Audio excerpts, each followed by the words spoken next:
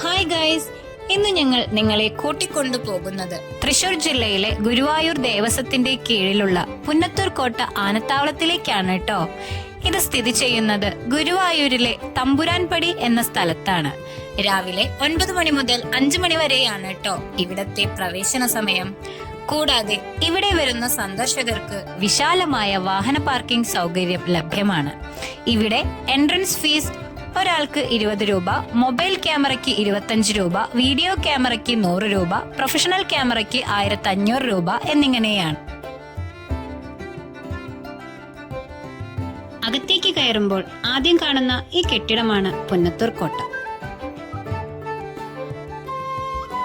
പുന്നത്തൂർ രാജാക്കന്മാരുടെ കൊട്ടാരമായിരുന്ന ഇവിടം ഗുരുവായൂർ ക്ഷേത്രത്തിന് വഴിപാടായി ലഭിച്ച ആനകളെ സംരക്ഷിക്കുന്നതിനായി 1975 ഗുരുവായൂർ ക്ഷേത്ര അധികാരികൾ ഏറ്റെടുത്തതാണ് കേട്ടോ.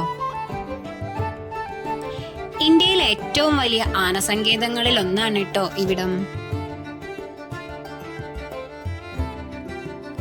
ആനകൾക്കും പാപ്പാന്മാർക്കുമുള്ള പരിശീലനവും ഇവിടെ നടപ്പുണ്ട്. കൂടാതെ നിത്യേനയുള്ള ക്ഷേത്രാചാരങ്ങളിലും ഘോഷയാത്രകളിലും പ്രസിദ്ധമായ തൃശൂർ പൂരം പോലുള്ള ഉത്സവങ്ങളിലും പങ്കെടുക്കാൻ ആനകളെ പരിശീലിപ്പിക്കുന്ന പരിശീലന കേന്ദ്രം കൂടിയാണ് ഈ വന്യജീവി സങ്കേതം.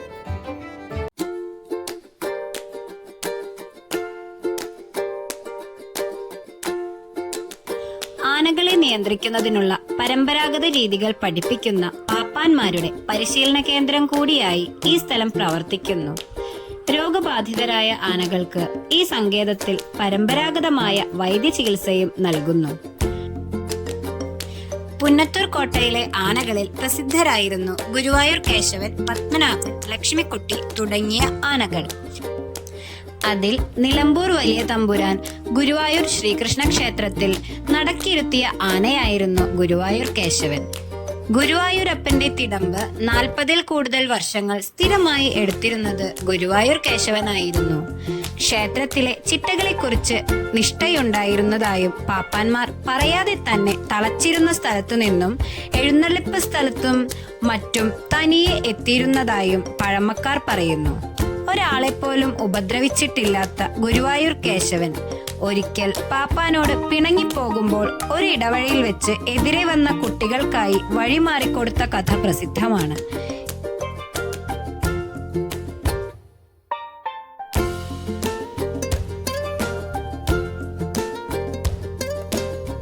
ഇവിടെ വിഘ്നേശ്വര ഭഗവാന് വഴിപാടായി ഗജപൂജ അഥവാ ആനയൂട്ട് നടത്താറുണ്ട്. സന്ദർശകർക്ക് ആനക്കോട്ടയിലെ ചിലയിടങ്ങളിൽ പോകുന്നതിന് പരിമിതിയുണ്ട് കേട്ടോ. ഇവിടത്തെ ആനകളെ കുളിപ്പിക്കാൻ ഉപയോഗിക്കുന്ന വിശാലമായ കുളമാണ് കേട്ടോ ഈ കാണുന്നത്.